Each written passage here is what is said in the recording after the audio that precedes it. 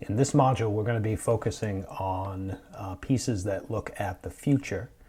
I want to address here just a couple quick items about each of the readings and give you a quick overview of this focus on our theme of time travel literature.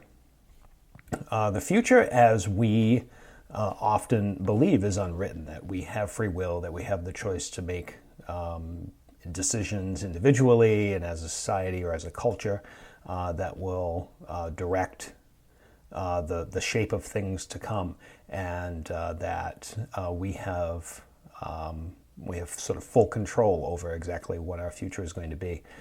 These two stories, The Time Machine by H.G. Wells and Death Ship by Richard Matheson, both give us a new way of sort of looking at the future and start to question whether or not the future is actually already predetermined.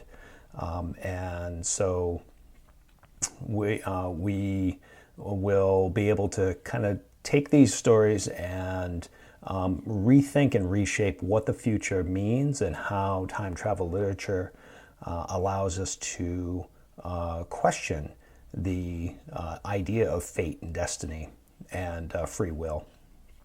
So enjoy these stories, and I'm looking forward to the conversation that happens over the next module as we begin discussing these pieces.